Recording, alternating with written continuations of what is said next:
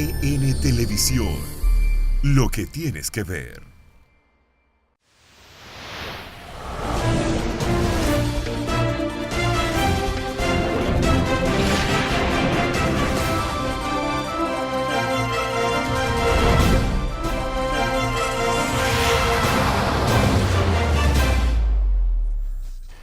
Buenos días y bienvenidos a esta jornada del día de hoy de geopolítica. Hoy es martes y estamos a 19 de marzo, un aniversario 175 de la batalla, prácticamente la definitiva de la consolidación de la independencia nacional, la batalla del 19 de marzo, también llamada batalla de Asua, dirigida por un prócer y mártir.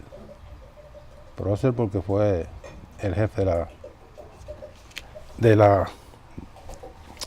el comandante de las tropas, el general Antonio Duvergé, y mártir porque después fue fusilado por otro héroe y traidor a la vez, Pedro Santana.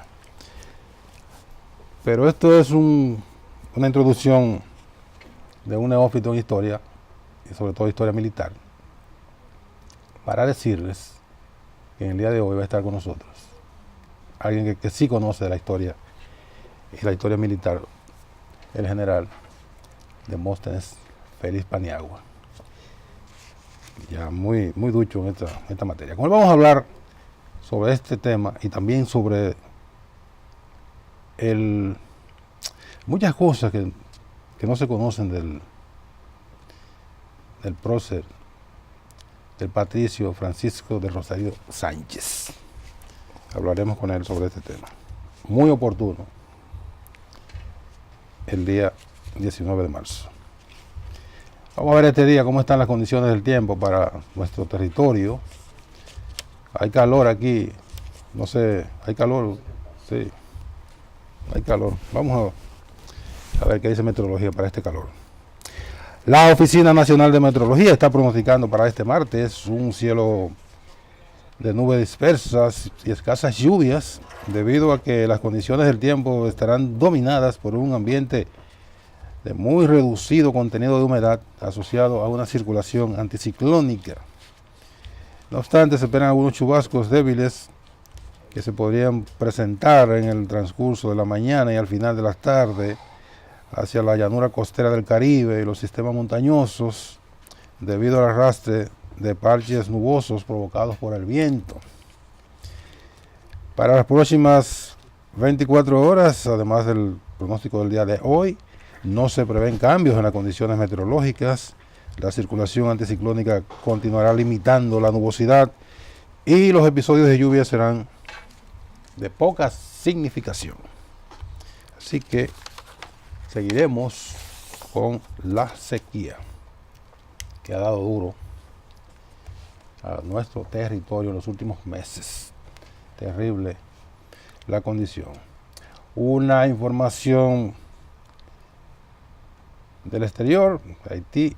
En Haití se deterioró aún más la situación política en el día de ayer, cuando el Parlamento convocó al primer ministro para una comparecencia y no le iban a conocer una moción de censura. Él no compareció y el Parlamento le destituyó. En los regímenes parlamentarios, cuando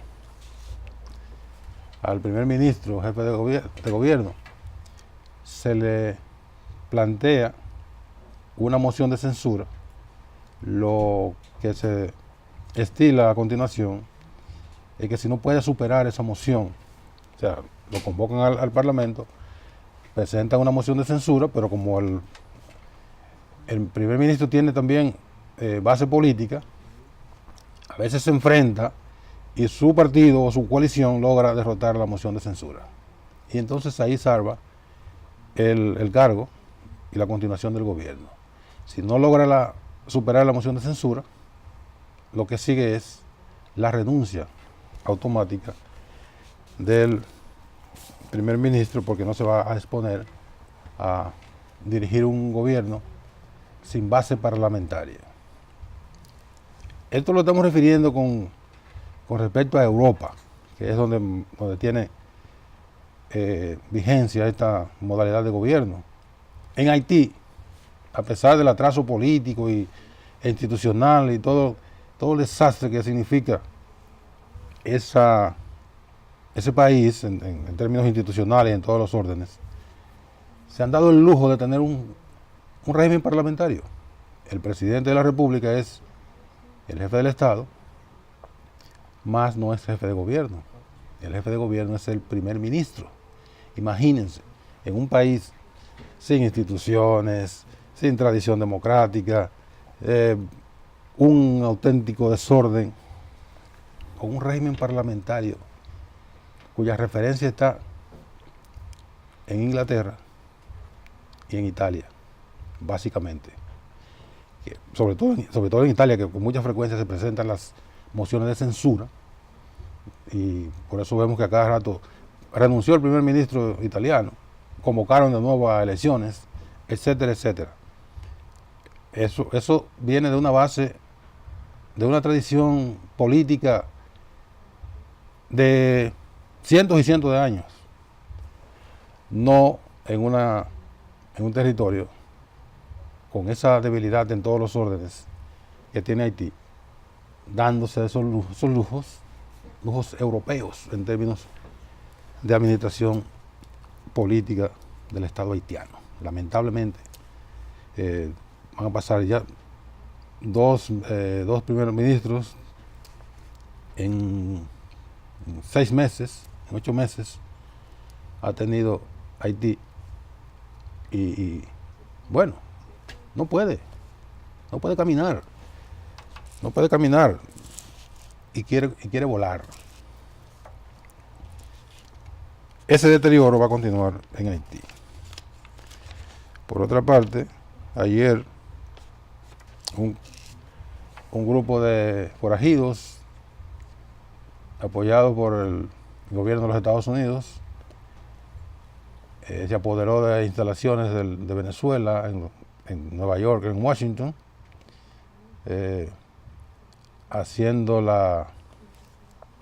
queriendo hacer las veces de representante del Estado venezolano sin ninguna calidad para ello.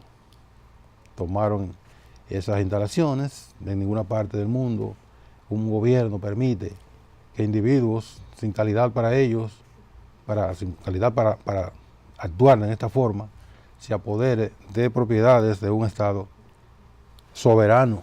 Es una violación al derecho internacional, es una violación a la Convención de Viena sobre relaciones diplomáticas, que obliga a los estados a preservar, aún en un ambiente de guerra. Eso ha sido tan tradicional y tan arraigado que incluso en ambiente de guerra los países respetan la extraterritorialidad, es como se le llama al espacio físico de un país en otro territorio. Pero Estados Unidos permite que estos individuos sin ninguna calidad, llamados representantes de un presidente autoproclamado, se apoderen de las propiedades de un Estado soberano como es Venezuela. Eso es vagabundería diplomática, dicho de la manera más cruda. Es una actitud deleznable la que está adoptando Estados Unidos frente a la crisis, que hay una crisis real en Venezuela. No permite que las soluciones a esa crisis puedan fluir de parte de los venezolanos.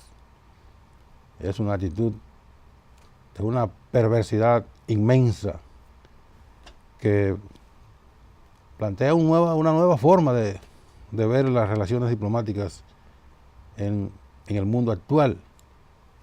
No se puede permitir que en atención a un apandillamiento de un país, este tipo de actitudes se vayan haciendo habituales en el mundo. Recientemente en Costa Rica trataron de hacer lo mismo. El gobierno costarricense fue más decente que el gobierno de los Estados Unidos, lo cual no es mucho decir. Y no permitió que se produjera ese asalto a las instalaciones propiedad del Estado venezolano.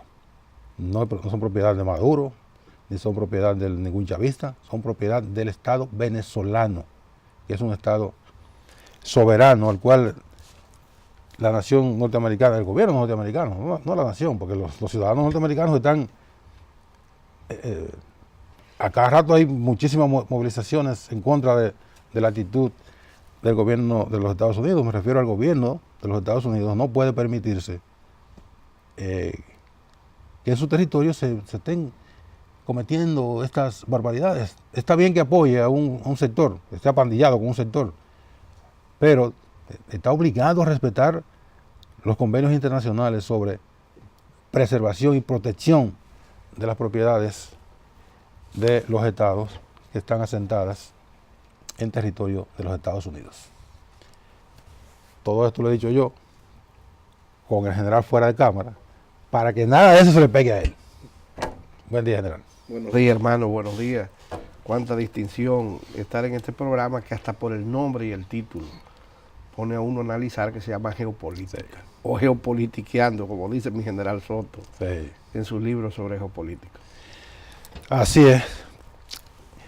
Nosotros nos encontramos hace semana y tanto en una plaza comercial. Invité al general Félix Paniagua a compartir conmigo en el programa. Me dijo que el día que le dije no podía venir, pues puede, tal día, hablamos de martes, no dijimos fecha. Y hemos coincidido en martes, el 19 de marzo. Y mira qué fecha para mí, que yo soy totalmente un azuano. Exactamente. Y hoy, además que la Iglesia Católica celebra el Día de San José, que son uno de los nombres más comunes, sí, en los países hispanos, y aquí una gran proporción se llama José, sí, es donde mi tierra, la ciudad heroica y culta, esas sabanas calcinadas de Asua, se llenan de gloria en la batalla de Asua. Que me gustó eso, la corrección que usted hizo en el glosario técnico de los estudios sociales, sí, porque las batallas sí se designan y se conmemoran con el nombre donde se efectúa. El lugar, no la fecha. No la fecha. Y nosotros los dominicanos, por una razón casi inexplicable, nuestras dos batallas clásicas de formación de nuestro Estado, la tenemos por la fecha. Recordamos por la fecha, sí, incluyendo tenemos avenida, la 30 de marzo, 19 de marzo. O sea que me encantó cuando vi el manejo que usted estuvo técnico, y es una gran información al pueblo dominicano. Cuando dice la batalla de Asua, usted lo hizo correcto, le felicito. Gracias. Doctrinariamente, tal como lo está establecido en un libro que es una teoría para todos los estudiosos del arte de la guerra, que se llama el Diccionario Militar de Cabanallas, y donde habla que es una batalla. La diferencia está en batallas y combates y escaramuzas. Y von Clausewitz, que entra a la geopolítica, sí, es quien dice que la guerra se divide en campañas. Correcto. Y que la guerra es la política. Es la continuación de la... En otros métodos. En otros métodos, diríamos que es la parte culminante. Que ya viene de 5.000 años atrás. No, pero claro que sí. Con el clásico por excelencia del arte de la guerra, que sí, mucha gente lo cita y mucha gente no sabe que el arte de la guerra Sun Tzu lo concibió para fortalecer la paz, no para la guerra. No, porque es que la única manera que la guerra se puede justificar como un ente moral es cuando es defensa del territorio y la buena gobernabilidad de los estados. Eso que usted decía, de ese respeto a los estados, de ese, lo que le llamamos en diplomacia, el fuero diplomático. El fuero diplomático. Que antes incluso de la paz de Westfalia, que empieza con la paz de Westfalia, y antes de eso existía ese respeto, se confirma en el 1821 como llamamos la paz de Metternich y la paz es decir, el equilibrio del poder cuando se cae el imperio napoleónico, y fue confirmado también en Versalles en 1918. Claro. O sea que y excúseme que quizás no es el tema mío.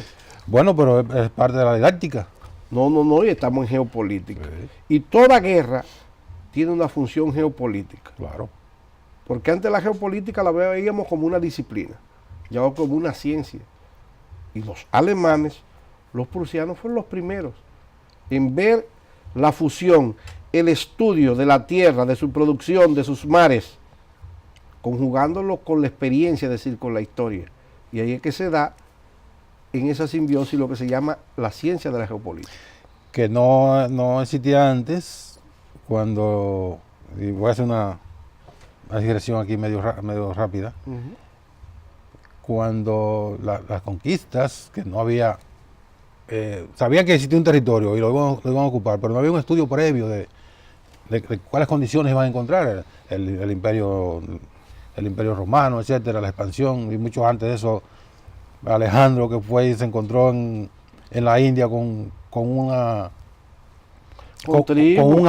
ambiente bastante hostil, que incluso lo emperaron con los primeros blindados, que eran elefantes. Sí, bueno, eso, el que lo utiliza como guerra en silla moderna, de acuerdo al arte de la guerra, fue Aníbal el Cartaginés. Sí. Cuando educa a los elefantes para que le sirvan de apoyo a su avance. Y entonces lo utiliza cuando conquista, se va a la península ibérica, pasa a los Alpes europeos y es primera vez que le llega casi a la capital del imperio, diríamos como ejército de cobertura, a Roma.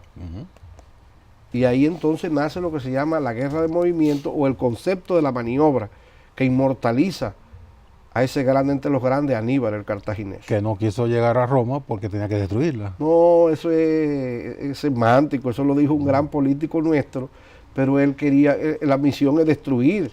Lo que pasa es que él no podía. Él gana en la batalla de Trebia, en la batalla de Sagna, y en la batalla de Cagna le rompen a su verdadero comandante, que es su hermano Asdrúbal, le cortan la cabeza. Sí. Pero no fue que no quiso, fue que no pudo. Él hubiera podido, porque ya el ejército romano estaba muy debilitado por tantas batallas y tantas... Sí, pero no le fue tan posible, si no él lo logra.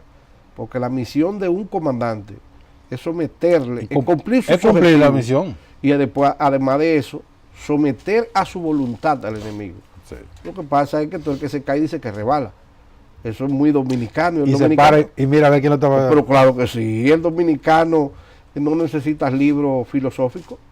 Nada más con ese glosario costumbrista que nosotros decimos, que el carbón que ha sido brasa con poca candela entiende, que de tal palo tal astilla, que el guardia viejo no cae en gancho y cuando cae para consejo de guerra, que culebra no cae en lazo. O sea, el dominicano tiene un glosario. Que el guardia lee como quiera. A la revés y al derecho, o sea, para justificar que tú siempre tienes la razón. Sí.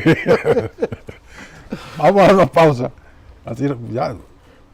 Para decir, pero está rápido la pausa. No, lo que pasa es que yo me extendí en el comentario. No, lo que pasa es que de lo bueno poco, hermano. Entonces, vamos a venir con algunos detalles de la batalla de Azo. Sí. Y también con algunas informaciones sobre el general Francisco Sánchez de Rosario. Yo sé que el general Francisco Sánchez de Rosario es una figura fascinante. Sí. Y más para los que nos unen el sur, aunque somos ciudadanos del mundo. Así es. Venimos a continuar conversando con el general Demóstenes Félix y Paniagua, hijo de una gran figura que yo conocí. Ah, usted fue amigo de mi padre. Yo cubría la Cámara de Diputados cuando él era diputado. Ah, gracias. Pues mírame. Comenzaba yo mi ejercicio muy pinito todavía en el 1978 y me enviaron a la Cámara de Diputados. Bueno, pues información del pueblo dominicano, lo que pasa es que mi padre fue diputado en 2 periodos. Sí, y ahí yo...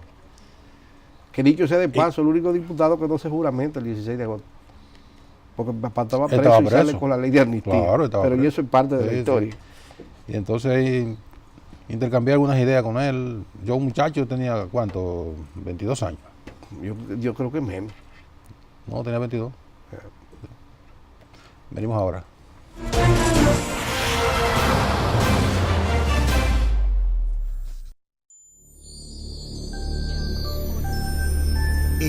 Televisión, lo que tienes que ver.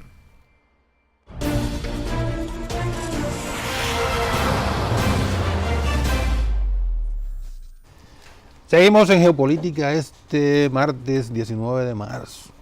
Vamos a hablar un poco de la batalla de Azua, la batalla del 19 de marzo, con nuestro invitado de hoy, el historiador militar.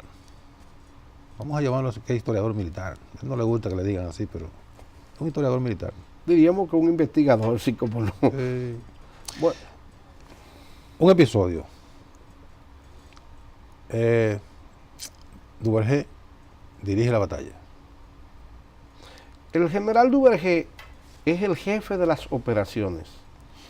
El jefe de las operaciones tiene que ver con lo que se llama la organización, sí, la eficiencia en el combate y la supervisión de los hombres. Pero Santana no estaba ahí. No, el general Santana es el comandante en jefe del Ejército de Expedición Sur. Sí, pero entonces el general Santana en sí es el comandante de todo lo que deje de hacer y haga su tropa. Por eso se dice que los generales concentran la fuerza. Él era el único general, Duvergé era coronel. Sí.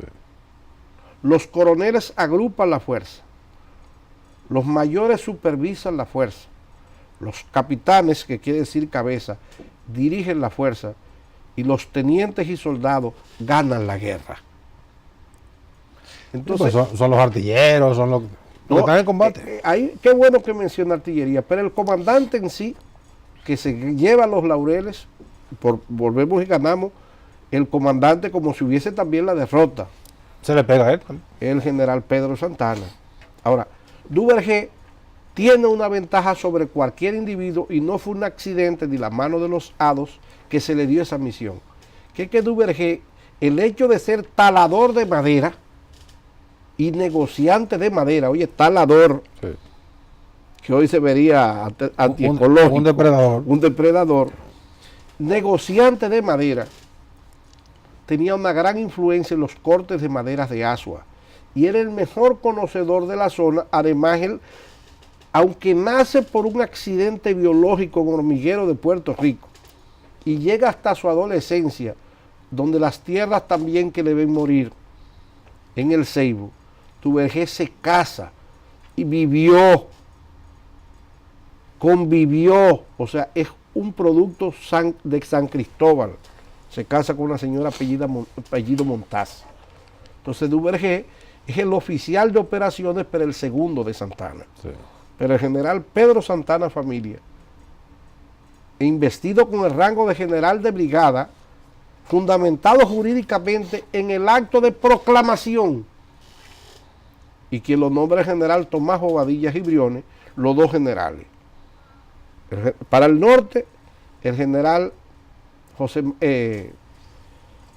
Marín Ver, por recomendaciones de Mella, que era coronel y miembro de la Junta, sí, un gran conocedor del Cibao, que no es un accidente, y entonces Santana lo escoge el mismo Bobadilla y lo nombra el día 29, porque el año fue bisiesto, como comandante del Ejército de Expedición Sur. 29 de febrero. 29 de febrero, que sucede en el santoral romano, en el calendario romano cada cuatro años. O sea que el verdadero comandante de esa situación. Ahora, hubo oficiales que no eran ciudadanos soldados, sino oficiales de profesión. Ahí está la figura de José Lejer, que era capitán de la Guardia Nacional, y Feliciano Martínez, que después llegó a general. Fueron generales también. Y cuando tú dices de artillería, es muy interesante que en Azua vivía un joven que había pasado el centro, como decimos, el adiestramiento básico con los haitianos, y había sido de artillería, pero había cumplido su misión y era zapatero en Azua. Y es Francisco Soñé. Y deja su zapatería ese día para encargarse de las 2 piezas de artillería, que era la única que teníamos, 2 cañones Mapumbé, y él es que hace la estrategia en el cerro del Resolí, ubicado en la parte norte de Azua, donde hoy está la fortaleza 19 de marzo. Entonces, todo ese valor y ese arrojo de Duvergé, y además la inteligencia que ya tenía. No, Duvergé fue un oficial. ¿Por qué lo fusila? Bueno, ya eso es. ¿Al año siguiente? No, el general Duvergé muere en 1855. Es decir, estamos hablando ya 11 años después. No, correcto. Sí, ya eso es las diatribas políticas de la época. Sí. La desgracia de Duvergé, ya que te interesa el personaje, y yo lo veo como soldado cardinal, pero ya las diatribas políticas, es el único oficial que no apoya al general Santana y a Buenaventura Báez en la conspiración para destituir al segundo presidente de este país, que fue el general Manuel Jiménez, quien fue el primer secretario de las Fuerzas Armadas, que se llamaban Guerra y Marina, sí, antes de la Constitución, sino en 1844. Es decir, cuando la Junta Central Gubernativa conforma el gobierno, fue el primer secretario de las Fuerzas Armadas y después el segundo presidente. Entonces, ya eso es en el 49, después de Batalla de las Carreras.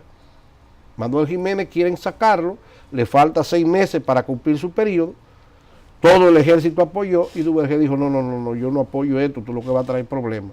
Ese fue el pecado de Duvergé. Entonces lo que hace es que le pasa un consejo de guerra donde la figura de Francisco Sánchez del Rosario se lo nombra fiscal y es que lo acusa. Sí. Es que le lleva la acusación y consigue la destitución del ejército y la cancelación de todos sus rangos.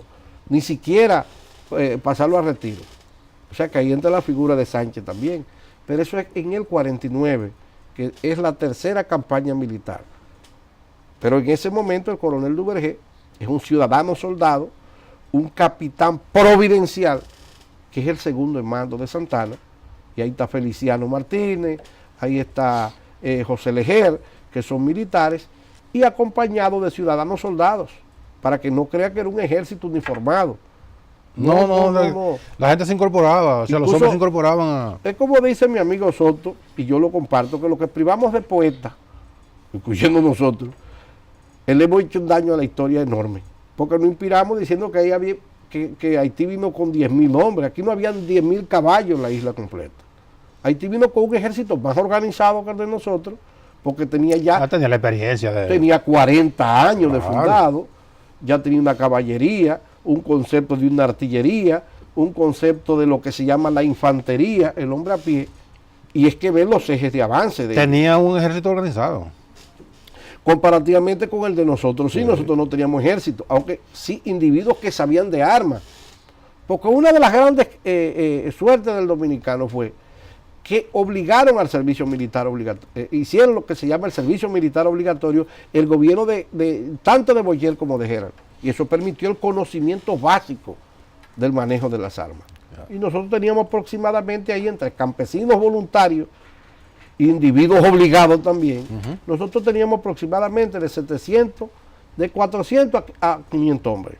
Y Haití más o menos tenía de 600 a 700 hombres. En Asua. En Asua. O sea, no fue una Normandía. No, imposible. Hay gente que habla... Lo primero que nosotros lo que teníamos, de acuerdo al último censo que habían hecho los haitianos aquí, para 1825, nosotros éramos de 225.000 a 250.000 personas en la media isla. En todo el territorio. Ahora, si tú te pones a ver, ya que estamos hablando de geopolítica, como se llama esto, ampliando un poquito más el teatro de las operaciones. Ese es un término militar. Sí, yo diría que un término más político.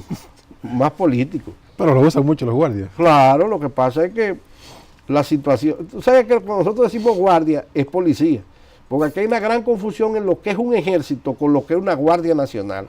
Y precisamente lo que los haitianos tenían aquí era una guardia nacional. Que la diferencia es que la guardia nacional es de orden interior, para asuntos puramente policiales. No quiere decir que no tenga el conocimiento del uso de las armas y las tácticas del combate. Claro, tienen entrenamiento. Lo que pasa es que las misiones son diferentes. Ahora, volviendo a Asua, las razones geopolíticas que se dan eso, tiene que ver que nosotros ocupamos mediante el Tratado de Aranjuez de 1777 el 75% de la isla.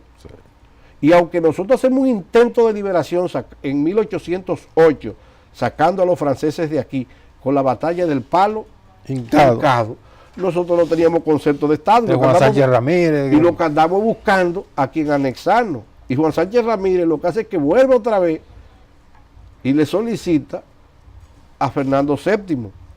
Después, el licenciado Núñez de Cáceres, todo un intelectual que se va muere en México, y forma 2 periódicos a Venezuela, en Venezuela, y uno de sus hijos es una figura allá, y una de sus nietos o bisnietas fue mujer de Juan Vicente Gómez, sí, presidente venezolano. Aquí yo tuve un historiador venezolano, sí, que habló bastante bueno, vino a conferencias no, y habló de Núñez de Cáceres. No, y habló algo que uno de los abuelos de Bolívar, por parte de los Palacios, es quien vivió aquí.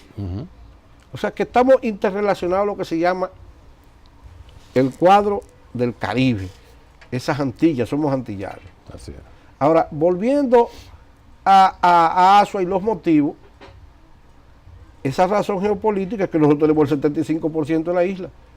Y para volver a hacer ese plan de reforma agraria que tiene allí aproximadamente 500,000 habitantes, dice, no, pero esto es lo que andan buscando es la Gran Colombia, en Juan Sánchez Ramírez. Sí. Y por eso es que ocupa esto. Claro, el conflicto siempre fue porque 2 países con costumbres diferentes no pueden ser gobernados por las mismas leyes, porque bien lo dice desde los tiempos de los egipcios. La primera fuente del derecho es la costumbre de los pueblos. Sí.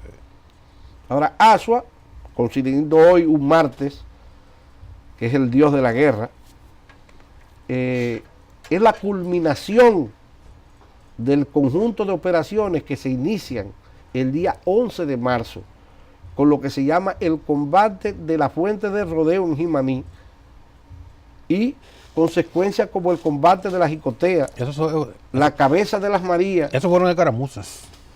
Precisamente el conjunto de escaramuzas te forman los combates. Sí. Entonces el conjunto de combate te forman las batallas. Entonces el conjunto de batallas te forman las campañas. Y el conjunto de campañas te forman la guerra. O sea, por ejemplo, cuando tú dices la Segunda Guerra Mundial, tuvo varias campañas militares en el África, en Normandía, la ocupación, esas son las campañas. Y nosotros tuvimos 4 campañas militares que asumen 12 años de guerra.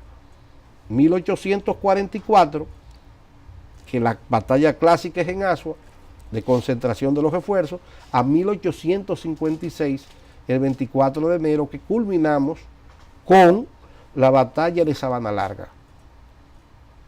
Pero Asua es la culminación, es el éxtasis de ese conjunto de operaciones de cobertura, de defensa nuestra, que se extiende desde Jimaní.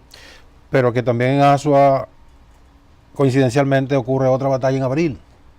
No, Asua, por eso yo digo la ciudad heroica y cool. La batalla, pero esa fue naval, la primera marina. No, el primer combate, y ahí es que Duvergé lo nombra en general, el primer combate ofensivo nuestro es en Asua, es el día 11 de abril, porque entonces los haitianos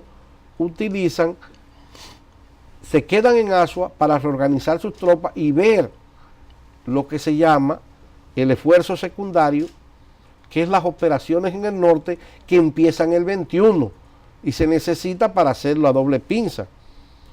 Pero siempre se ha criticado, y eso lo defendí yo en el Congreso, la figura del general Santana, que él no fue que hizo eso independiente. Eso fue consultado con Duvergé, consultado con los otros oficiales y consultado incluso con estrategas como Buenaventura Báez, que era el síndico de Asua, y una persona de peso político ya allí, sí, y económico. Sí. Y es que muchos dicen, no, que abandonaron el campo de batalla. Ellos lo que hicieron fue una operación retrógrada. Es decir, un movimiento contrario a la posición del enemigo, pero de manera organizada. Un retiro táctico. Táctico. ¿Para qué? Para buscar las alturas, para buscar ventaja en el terreno. ¿Cuándo tú haces eso hasta el día de hoy? Cuando tú tienes un enemigo superior en número, claro, mejor entrenamiento, mejor armado y más disciplina. Y mejor entonces, por ello se van al número, usted y yo que somos sureños. Todavía el número tal 78 era un desfiladero. Sí.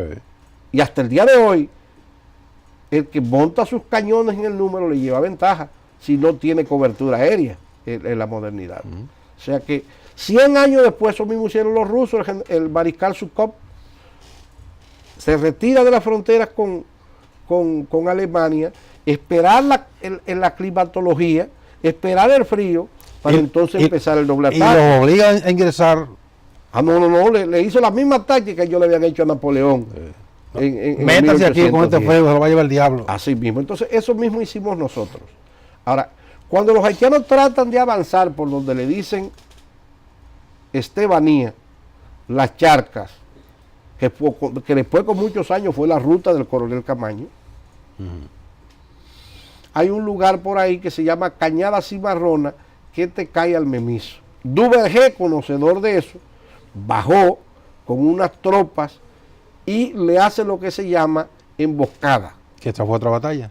Y ahí se da la primera batalla ofensiva, que la batalla del le Memiso. ponen, ahí es que el dominicano se siente totalmente seguro, porque cuando se dijo que el ejército dominicano de Santana se había retirado, hubo gente que cogieron barco para irse para Puerto Rico. Ya se entraron los haitianos.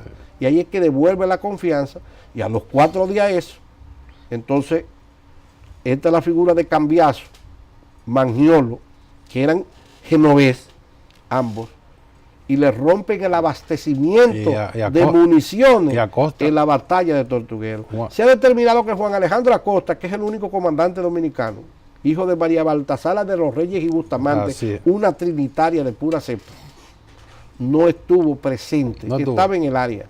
Pero más sin embargo hay un comandante corsario que el dedo inexorable de la historia lo salta, y fue uno de los hombres que en esa mañana, en esa madrugada de un domingo, que cayó domingo, del 15 de abril, se llena de gloria. Más sin embargo los historiadores han sido muy fuertes y no lo mencionan. La batalla de Tortuguero. La batalla de Tortuguero, que es nuestro primer combate naval. Sí. Y ahí quedan el comandante haitiano aislado. Entra la figura de Bobadilla, ese genio tenebroso, como dice Balaguer. Omnipresente. Entonces se inventan lo que se llama las operaciones psicológicas y le dicen al general haitiano, que no fue cuento, allá del norte, a Pierrot, que el presidente haitiano había muerto en Azua. Y eso causó desmoralización, se devuelve de manera organizada y entonces Haití cae en una guerra civil. Y eso nos permitió a nosotros... Una guerra provocada por un chisme. Por un chisme, pero muy buen chisme. Sí. Lo diríamos una operación psicológica. Muy bien. Vamos a la pausa y venimos de inmediato. Por fin vamos a hablar de Sánchez. Pero al regreso. Que sí.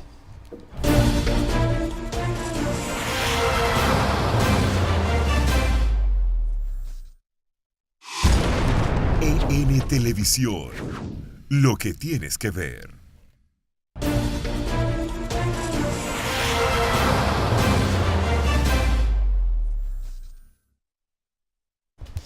Bueno, Sánchez. ¿Cuánto nos quedan? Ya como 10 minutos. No. Sánchez, luces y sombras. Bueno, ¿cuál pesa más? Existe lo que se llama la imperfección de la condición humana. Para un hombre ser, para una persona, para un individuo ser humano necesita ser imperfecto. Sí. Pero Sánchez, yo diría que siempre tuvo más luces que sombras, tanto en su vida pública como en su vida privada. Viene de familias muy humildes. A pesar de ser el fiscal acusador de Duvergé. Es que eso es parte de las diatribas políticas. Y eso, el hecho de ser fiscal, no le quita el mérito de que fuera el jefe político, de que es el individuo que convocó a hombres de armas como Duvergé, a capitanes providenciales como Santana, a crearle la conciencia de un Estado libre, independiente. Y ahí es que está la grandeza de Sánchez. O sea, esa es su grandeza, que cuando muchos perdieron la fe con la salida de Duarte y las persecuciones de los haitianos, Sánchez se mantuvo puro. Nótese que aún Sánchez lo que era sastre y se buscaba unos pesitos como muchacho siendo peinetero. Yeah. Además era miembro de la banda de música. Viene siendo el segundo hijo en 11 hermanos de una familia pobre, donde se supera, es un autodidacta. Como era todo el mundo, casi todo el mundo en ese tiempo. Sí, pero hubo personas que hasta el hecho de tener, no es lo mismo tú comerte un huevo, donde hay 3 hijos, se comen un huevo cada uno. Pero cuando son 11 lo que hay que hacer es un revoltillo. Sí. Es probable que él se comió un huevo y se ve pragmático, después que se casó. y Sánchez se casa después de proclamada la independencia. Él es el individuo que tenía un liderazgo. Todo el que hablaba con Sánchez tenía una sonrisa a flor de labio, aunque era un hombre de mucho carácter. De mucho carácter. Nótate que nunca evadió, aunque evadió las persecuciones porque no se va a dejar matar, pero nunca salió del país.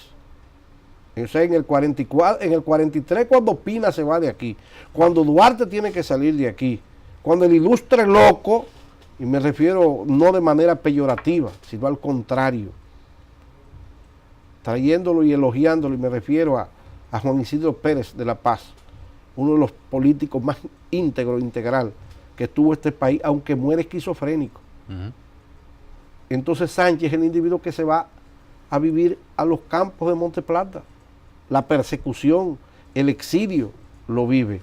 Y es la figura principal y política del grupo descabezado que le decían los filorios. Y por eso tiene el mérito de ser el primer director de esa revolución forjadora de libertades el 27 de febrero. Es el individuo que sube la primera bandera nacional. Por eso reclama ser la bandera nacional. Es que él tiene, ¿quién más que él? Pero también lo utilizaron como político, porque él no viene solamente a poner la bandera nacional. Eso es lo que poca gente te lo ha dicho. Él viene con un proyecto político de su líder, sí, Buenaventura Báez. Que Buenaventura Báez era tan anexionista como Santana. Pero cuando vio que Santana y su camarilla, porque no nos vamos a llevar de la decisión de la anexión, de que fue, como dice el himno, que es poético, que fue, si pudo inconsulto caudillo de las glorias del brillo empañar. No, eso fue un acto muy consultado. No fue inconsulto, fue... No, y hubo próceres, incluso Mella, ese Adalid, fue el primer plenipotenciario. Mella, claro. Que fue. Y el vicepresidente de los trinitarios, Felipe Alfao Bustamante, fue quien firmó. Sí. Y hubo próceres de las letras como Manuel de Jesús Garbán, el precursor del Enriquillo, que vio como normal de una novela poética la protección ante la amenaza que representaba Haití. Hombres de la altura de Guridi, Angulo Guridi, que era licenciado en Derecho ya para ese entonces, uno de los hombres que dirigía la Sociedad Amante de la Luz del primer y más valiente Santiago de América, vio como normal. Sí. Sánchez, además de ser la figura política, tiene que vadear en ella. Y por eso cuando él, en el 44 se da la ley de amnistía, lo sacan de aquí en el 44. Pero es el hombre que era presidente de la Junta Central Gubernativa. Y que cuando Duarte, no quiero hacer paralelismo entre él y Mella, cuando Mella, que Balaguer lo dice que actuó como un político vulgar, no comparto eso. Es cuando en el mes de junio, a principios de julio, Mella proclama a Duarte como presidente. El presidente aquí de la Junta es Sánchez. Sí. Y entonces Sánchez tiene que vadear entre los que quieren a Duarte y los que entienden que no tienen los méritos, en los que le llaman los afrancesados y los que aman la independencia total como lo creía. Y el que se enfrenta ahí en Cambelén con el general Santana y con un ejército armado y lo hace jurar ante un sacerdote de que él no viene con intenciones para tomar el poder, es Francisco Sánchez del Rosario. Sí. Por eso está su famosa comunicación que le dirige a Mella. Ramón, ¿quién más que yo desea ver a Juan Pablo siendo presidente? Pero así no. Y él por salvarlo a ellos... Además no había condiciones para Duarte. Él por salvarlo a ellos, no, porque es que la libertad y el orden descansa sobre el cañón del fusil. Claro. Y eso te lo dice hasta en tiempos modernos el generalísimo Mao Zedong. Sí. O sea, la libertad y el orden descansan sobre el cañón del fusil y más en un estado de hecho, no de derecho, como ese momento, y las armas las tenía el Ejército de Expedición Sur. Claro, muchos retazos. Además, Duarte representaba una pequeña y baja burguesía de la metrópoli, Y allí se tiene que ver con Tito Salcedo. Y tiene que verse con José Marín Ben, que eran hombres hacendados y la sociedad tatera. Cuando ellos vienen aquí se entrevistan con Santana y se dieron las manos. Llegaron más santanitas al Cibao. Claro, este es uno de los nuestros. No, tú eres un hombre de trabajo, tú eres un hombre de bota calzada, estos son unos vagos. Eso sucede en el mes de julio. Unos muchachos, Entonces, lo consideraron unos muchachos.